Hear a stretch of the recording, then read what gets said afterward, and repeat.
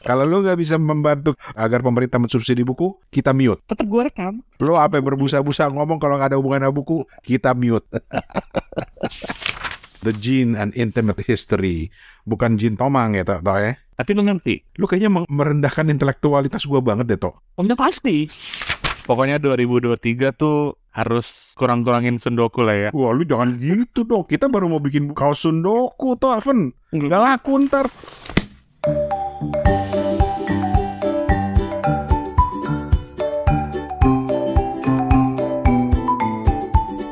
Hey guys, Rane nih. Gue mau kasih intro dikit ya. Jadi ini adalah bagian kedua dari episode perdana Kepo Buku, di mana kami bertiga cerita tentang pengalaman membaca di tahun lalu dan juga rencananya tahun ini, dan juga hal-hal lain yang ada hubungannya dengan buku lah. Soalnya kami nih kalau lagi ngobrolin buku suka tiba-tiba menyimpang, tiba-tiba ngomongin soal pemerintahan dan kebijakan mereka tentang buku, tiba-tiba ngomongin soal buku-buku yang murah dan lain sebagainya. Tapi ya itu adalah bagian dari kecintaan kami pada dunia perbukuan. Hai ya. Oh ya, terima kasih banget sebelumnya untuk yang udah meninggalkan komentar, yang memberikan ucapan selamat datang kembali. Terima kasih. Dan juga mengomentari episode perdana kita minggu lalu.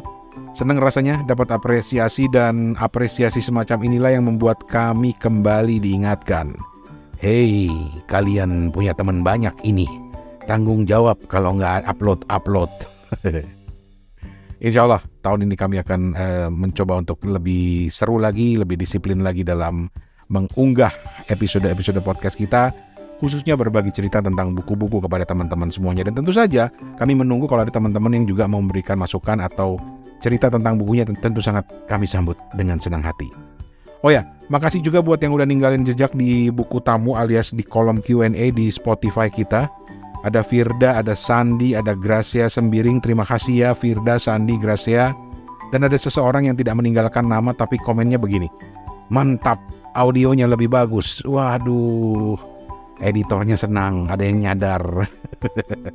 Alhamdulillah. Masih berusaha kita tingkatkan lagi kualitas audionya. Maklum koneksi kami beda-beda kan. Toto di Singapura udah pasti ngebut dong koneksi internetnya. Gue di Ciputat dan Steven di Ambon ya 11-12 lah, agak sedikit berbeda gitu. Makanya perlu ditingkatkan dari sisi audionya supaya teman-teman lebih nyaman dengerinnya gitu ya. Oke lah, kita mulai aja lanjutan dari obrolan minggu lalu. Sampai di mana ya minggu lalu? Kemarin Steven udah, Toto udah, oh ya sekarang giliran gue. Terus juga yang gue ingat pertama kita juga ngobrolin soal gimana sih bisnis buku, dan Steven adalah orang yang tepat untuk cerita soal bisnis buku. Soalnya dia ini calon juragan buku. Tolong diaminin saudara-saudara. Kita lanjut ya.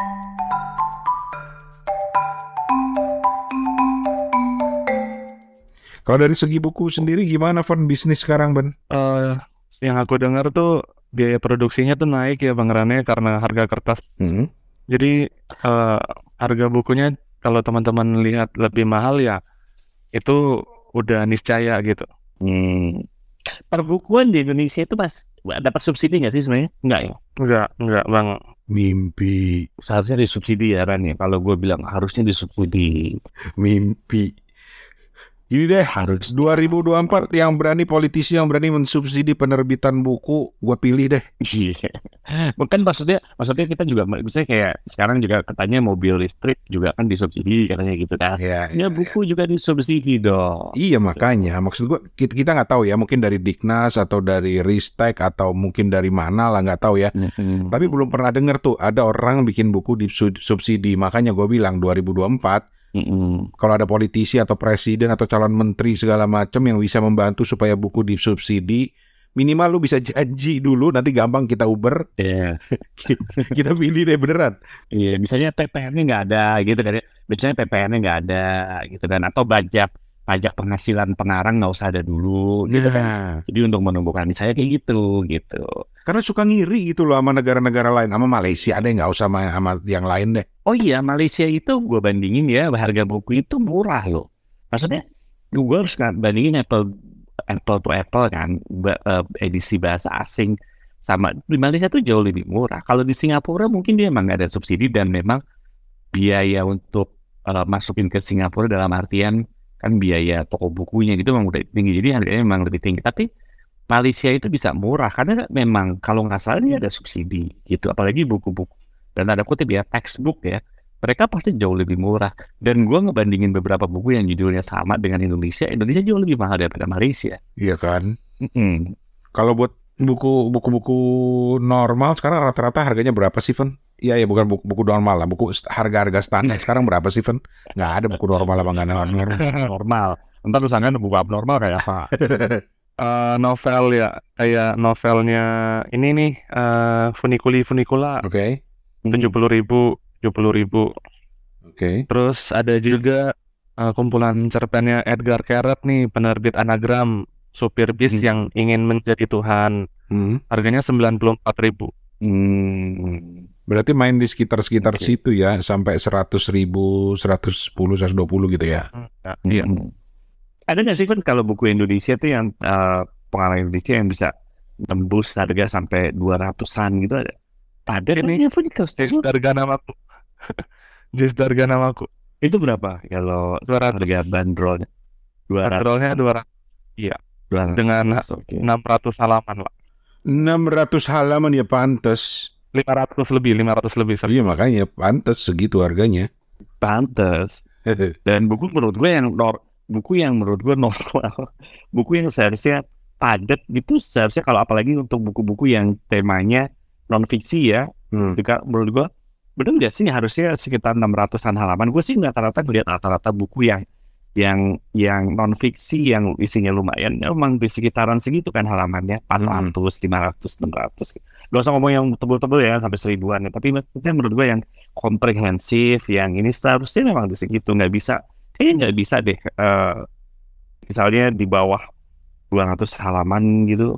Kalau untuk lu ngebahas satu tema yang benar-benar komprehensif, bener nggak sih menurut gue? Nggak tahu deh, itu sih perasaan gue aja. Maksudnya dibandingin dengan buku-buku terbitan luar negeri. Gitu. Bisa, iya betul.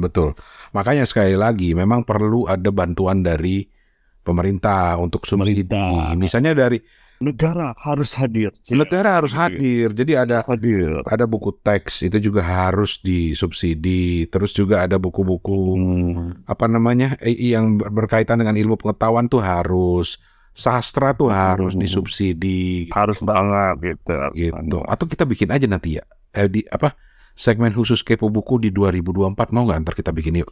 Iya, bikin gitu ya. Kita bilang calon wakil rakyat yang mau kampanye boleh pakai Kepo Buku, tapi boleh kita tanyain janji lu apa dulu untuk dunia perbukuan gitu ya. Nah, janji lu apa untuk dunia perbukuan? Terutama lu bisa nggak bantu untuk subsidi buku gitu ya. Kalau lu ada kepikiran, kalau nggak ada kepikiran jangan masuk ke Kepo Buku. Nah, gitu. Kalau lu nggak bisa membantu kita untuk meningkatkan dunia perbukuan atau minimal membantu agar pemerintah mensubsidi buku, kita mute. Lu boleh ngomong terserah, tapi lu belum mute. Tetap gue rekam. Lu apa yang berbusa-busa ngomong kalau nggak ada hubungan sama buku, kita mute.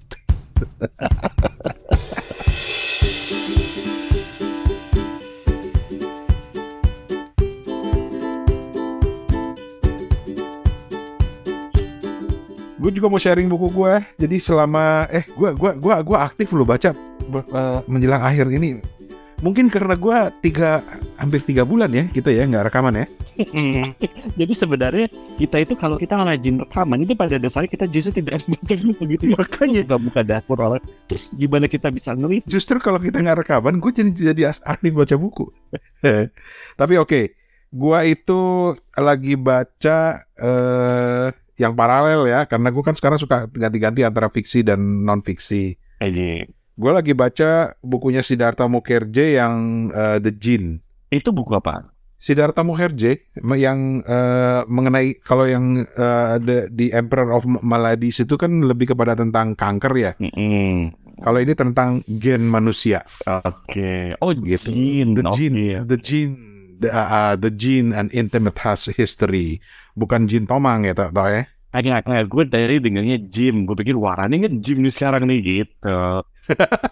Tapi ini tantangan banget sih. Karena Tadinya gue lagi mikir antara gue mau baca The Emperor of Maladies atau The Djinn, tapi yang paling baru tuh The Djinn ya. Apa gue baca The Djinn dulu ya gitu. Tapi ya menarik juga sih, walaupun panjang, bukunya tebal, tapi gaya tulisan Siddhartha Mukherjee itu memang menarik sih. So ini yang lagi gue baca. Itu buku ilmiah gitu, buku sains gitu. Buku sains tapi di buku sains yang populer ya, gaya tulisan dia populer. Siddhartha Mukherjee itu kan terkenal. Tapi lu ngerti? Lu kayaknya merendahkan intelektualitas gua banget deh, Tok. Udah pasti. Ya pasti. Jadi itu Siddhartha Mukherjee. Nah, kalau tadi Toto ngomong soal mencatat, nah di buku Siddhartha Mukherjee ini gue malah lebih banyak mencatat. Gitu. Jadi karena gue banyak poin-poin yang ingin gue catat gitu ya tentang genetika itu. Terus buku-buku lain ya, seorang teman namanya Mas Jun, Dr. Junanto Herdiawan itu bikin buku judulnya Kapitalisme Tanpa Etika. Toto pasti suka nih, Kapitalisme Tanpa Etika nih. Beliau ini seorang bankir ya, seorang ekonom di Bank Indonesia, tapi juga kuliah di STF Drialkara, dan dia menulis tentang beliau ini seorang doktornya itu ilmu filsafat gitu. Jadi dia menulis bukunya Kapitalisme Tanpa Etika, melacak pemikiran David Harvey tentang ketimpangan sosial. Ini kalau nggak salah nih tesisnya deh. Jadi buku filsafat ini ya. Buku filsafat. Pemikiran gitu. Nah, ngomong-ngomong soal filsafat juga, gue sekarang lagi mengambil koleksi sundoku gue. Banyak yang gue keluarkan lagi, dan ini nggak tahu ya, ini bukan kebetulan sih, tapi gue salah satunya bukunya almarhum Remi Silado. Perempuan bernama Arjuna. Filsafat dalam fiksi. Ini mengingatkan gue sama buku Dunia Sophie. Tahu kan Dunia Sophie ya? Sophie's World. Sebenarnya itu buku tentang sejarah filsafat gitu, tapi diceritakan dalam konteks sosok seorang Sophie, seorang gadis gitu yang setiap hari mendapatkan surat bercerita tentang macam-macam hal yang terkait dengan dunia filsafat, tokoh-tokoh filsafat dan lain sebagainya. Nah, perempuan bernama Arjunanya Remi Silado ini udah lama gue beli karena memang gue tertarik, karena dia bilang ini filsafat dalam fiksi, dan dikasih peringatan di halaman depannya, bukan bacaan ringan. Bukan bacaan ringan. Bukan bacaan ringan gitu. Jadi gue sekarang ini masuk antrian berikutnya nih yang akan gue baca gitu ya, karena gue udah mulai di halaman-halaman awalnya. Tapi sebenarnya dia memang bercerita tentang sosok si perempuan ini yang sedang menggali hasanah pemikiran filsafat dunia. Misalnya ada di situ ada disebut-sebut nama kayak Soren Kierkegaard, kemudian juga Spinoza, dan juga banyak lah gitu, Galileo dan lain sebagainya, tapi dibuat dengan gaya yang populer gitu. Jadi ini sudah gue mulai, tapi kemudian tersingkirkan sedikit karena gue juga lagi tertarik kembali membaca novel Jepang. Nama penulisnya unik. Durian Sukegawa. Durian Sukegawa. Kok bisa ada durian? Dia ini seorang novelis, seorang profesor di Meiji Gakuin, Universitas Meiji Gakuin. Nama aslinya sih Tetsuya Sukegawa, tapi nama pena dia Durian Sukegawa. Dan buku yang lagi bener-bener lagi kepincut, bikin gue kepincut banget bacanya, itu judulnya Sweet Bean Paste. Pasta kacang merah. Udah diterjemahin ke bahasa Indonesia ya? Iya, udah. Oh, udah ada. Tapi beberapa tahun belakangan ini kayaknya banyak karya-karya pengarang Jepang diterjemahkan ya. Kalau gue ngelihat ada tren kayak gitu, apa gue yang telat? Enggak. Emang banyak sih. Lu harus berterima kasih sama beberapa penerbit seperti Haru yang banyak menerbitkan novel Jepang. Enggak. Gue nggak ngomong kasus Indonesia. Gue justru ngomong kasus luar negeri gitu. Oh, luar negeri. Nah, luar negeri. Jadi ini kalau gue lihat sekarang tuh banyak ini pengarang Jepang, ini pengarang Jepang lagi, pengarang Jepang gitu. Kalau gue rasa lebih banyak yang diterjemahkan sekarang ke dalam bahasa Inggris gitu. Dan memang topik-topiknya kan unik ya. Kayak tadi yang barusan tanya, sweet bean cake, apa? Sweet bean paste. Sweet bean paste gitu kan. Kan unik-unik gitu ya. Dan ceritanya karena menurut gue kadang-kadang suka, apa ya namanya? Surrealis.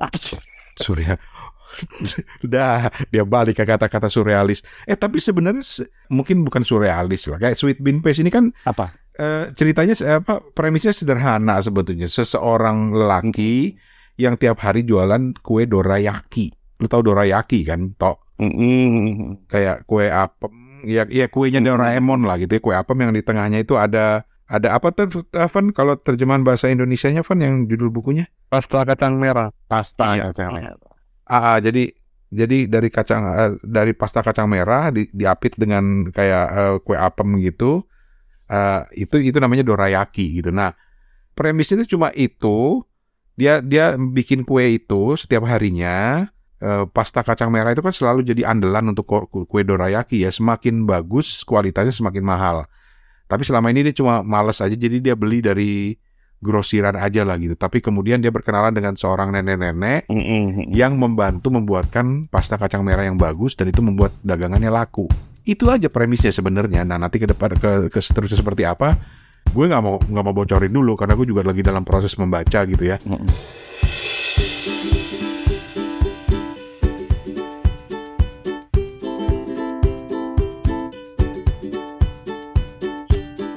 Tapi yang menarik dari pengalaman gue membaca Sweet Bean Paste-nya ini, karena gue memilih bahasa Inggrisnya gitu ya, gue malah baru tahu tuh udah terjemahannya bahasa Indonesianya, karena gue sempat googling nggak ketemu.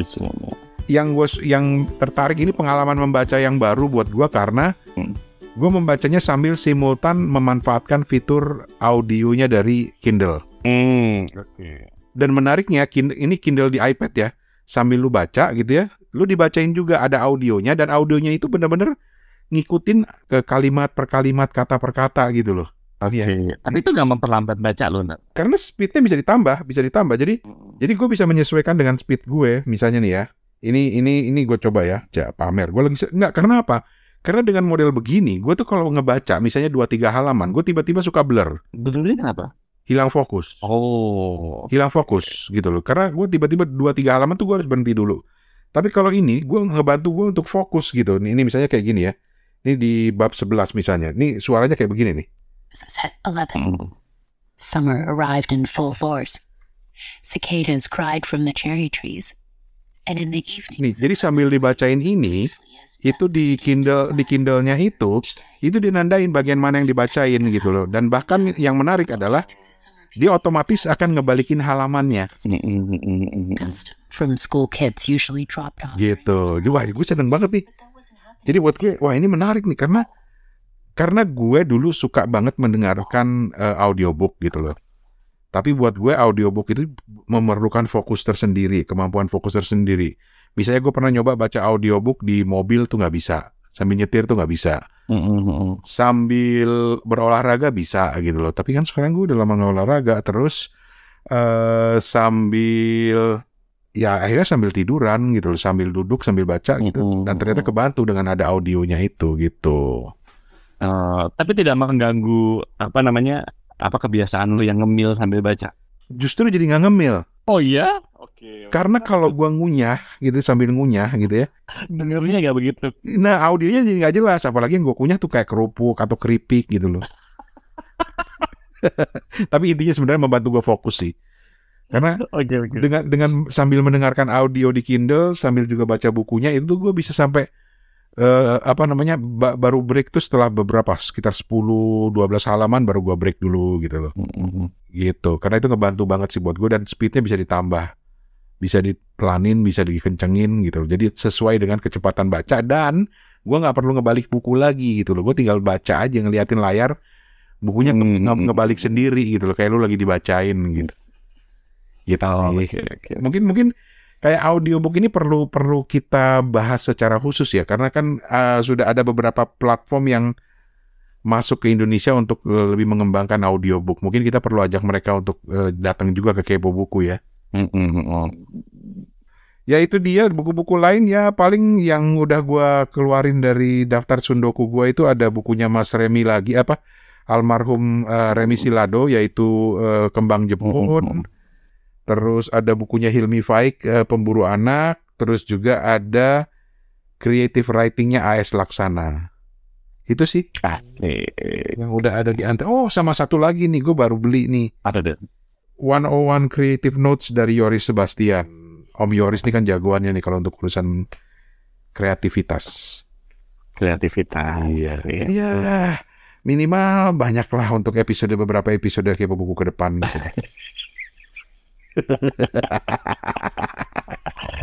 Oh, satu lagi lupa gue. Apa? Kukilanya Aan Mansur, kumpulan ceritanya Aan Mansur, Kukila. Gila. Gila. Oke. Kata Steven, buku-buku lama semua, ISBN-nya ISBN. Bang Rane, Ya, ini kan aku dengerin episode lama Kepo Buku nih, sekitar Januari 2021. Nah, di situ kan Bang Rane kan mau cerita tuh tentang Before the Coffee Gets Cold gitu ya. udah pernah bukan? Iya, udah pernah, tapi yang sepertinya missing dari review tersebut tuh karena kita langsung lebih ajak untuk membahas perhantuan ya waktu itu ya.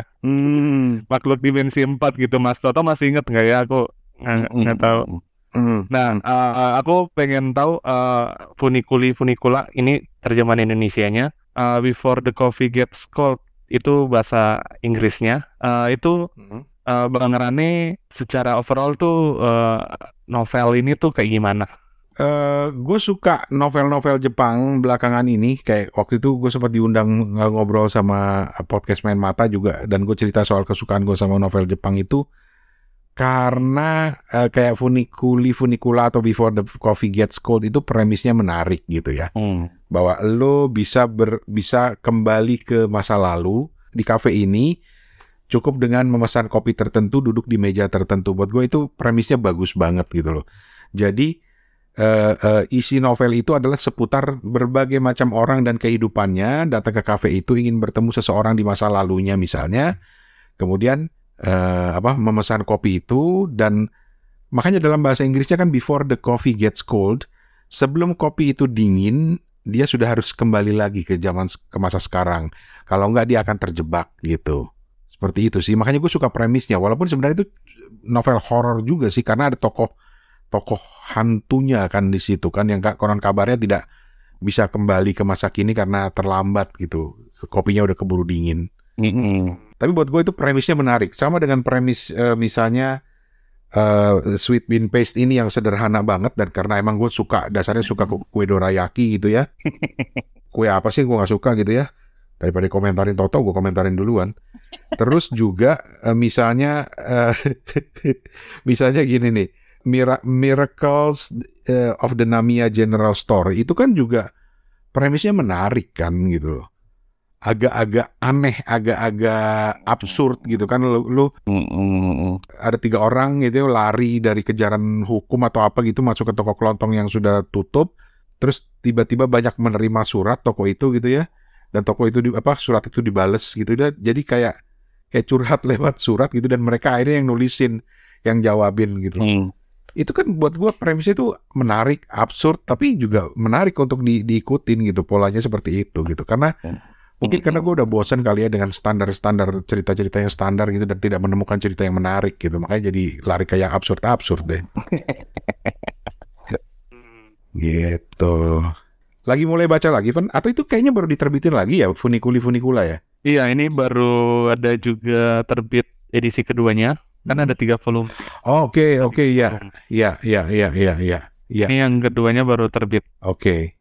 Nonton filmnya dong di Netflix dong, cari Funicula. Oh, bagus ya. Bagus banget. Oh iya? Toto kan suka Jepang tuh, lu harus nonton Funicula. Itu bagus banget, jaminan mutu.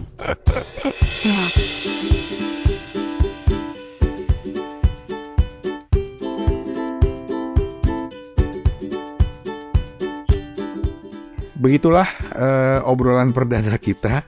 Kita nggak tahu nih ke depannya gimana, karena nanti kita akan mulai juga masukin beberapa tamu, misalnya ada Balai Pustaka. Kita juga sempat ngobrol tentang Balai Pustaka, apa kabarnya mereka, masih bikin buku-buku sastra atau enggak. Ternyata banyak cerita-cerita menarik.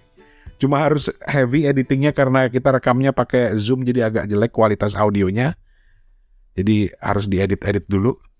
Terus juga ada beberapa lah tamu yang sedang kita siapkan, tapi kita serius loh soal itu tuh. 2024 pengen banget ngundang politisi yang mau serius di dunia perbukuan Indonesia. Kita dukung deh. Totonya Toto yang Kalau lu aja deh saya nyalonin diri lah. iya gue nyalonin diri aja ya. Didukung ya. Oke. Dukung lah minimal lo Oke. pilih lah. Ya udah jadi nanti gue jadi ini deh. Gue nyalonin diri jadi wakilnya Pak Ganjar deh. Ya mimpi kan boleh toh. Iya boleh. Iya. Atau diwujudkan juga boleh. Atau wakilnya Pak Anies deh, kan dia sangat peduli pada pendidikan. Jadi nanti gue yang akan memajukan dunia perbukuan Indonesia gitu. Asik. Oke. Ya udah kalau begitu kita ketemu di episode berikutnya. Jadi harus ngatur waktu ngobrol lagi. karena yang menarik ya, menarik ya kalau tahun-tahun lalu tuh kan, wah Steven Toto lagi ke sini, Toto lagi ke Inggris, Toto lagi ke Jepang, Toto lagi ke Thailand gitu kan. Susah nih gini-gini. Sekarang Steven pun udah susah waktunya, udah jadi pengusaha sukses kayaknya nih. Oh iya susah gitu. Tapi gue tadi kan ngomong-ngomong editor ya, gue tuh mungkin beberapa saat ini editor lu lagi seneng gitu begitu. Ya lah nih Toto Steven rekaman lagi. Mulai lagi udah pusing gue gitu. Mulai lagi deh gue ngedit. Ada yang mulai lagi. Kayaknya udah beberapa bulan ini udah gue tenang. Oh iya ya, karena Kepo Buku tuh sempat dieditin gitu loh. Gitu. Pokoknya 2023 tuh harus kurang-kurangin sundoku lah ya. Wah lu jangan gitu dong. Kita baru mau bikin kaos sundoku toh Aven. Gak laku ntar kaos sundoku kita. Oh iya. Sama lah. Aduh, ini anti marketing ya jadinya. Anti marketing. Tapi kenapa lu bilang tiba-tiba kurang-kurangin sundoku? Kan coba kita lihat aja gitu ya, tumpukan-tumpukan yang belum terjamah gitu ya. Kita coba habisin satu-satu. Yuk sama-sama. Tapi kan sesuai dengan prinsip kita, sundoku itu bukan dosa. Gitu. Kalau kalian merasa berdosa melihat tumpukan buku yang belum dibaca, ya itu urusan lu.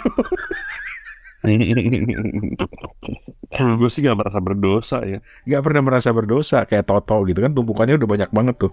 Iya. Oke lah kalau begitu. Kalau Toto ada pesan apa sebelum kita untuk memasuki 2023 ini terutama terkait dengan dunia membaca dan dunia perbukuan? Pesan-pesan lu kayak apa lah? Ini banyak baca buku aja lah gitu, jangan banyak teori. Baca buku. Maksud lo apa tuh baca buku tapi jangan banyak berteori? Lo iya maksudnya jangan banyak teori. Pokoknya baca buku aja udah gitu. Lakukan, just do it. Just do it. Oke. Mau mulai dari kalau gue sih misal lu mau mulai dari sundoku dulu juga nggak apa-apa. Pokoknya setiap minggu ke toko buku beli satu juga nggak apa-apa. Lu bisa pada lu tumpuk-tumpuk aja dulu. Masa lama-lama lu nggak jenuh, lu nggak pengen baca sih. Makanya yakinlah kalau kalian mulai dengan jalur sundoku, yakinlah kalian beli buku banyak-banyak, akan ada satu saat di mana buku itu akan memanggil kalian. Ya manggil, bacalah. Woi, kesian nih gue berdebu nih, kayak di rumahnya Toto kan gitu kan, buku-buku itu mulai memanggil. Percayalah apa yang dikatakan Kepo Buku. Pokoknya beli aja buku dulu. Gitu. Oke. Karena apa? Karena sundoku bukanlah dosa. Yang dosa adalah kalau kalian mau sundoku tapi bukunya tidak dibeli, tapi dicuri. Nah itu lain masalah itu. Nah itu lain masalah. Itu dosa. Oke, baiklah. Kita ketemu lain kesempatan. Gua Rane Hafid di Ciputat. Udah lupa deh caranya. Steven duluan ya. Dan saya Toto Eko di Singapura. Saya Steven di Ambon. Kita pamit dulu. Sampai jumpa. Asik. Itu gak pakai ciluk banget.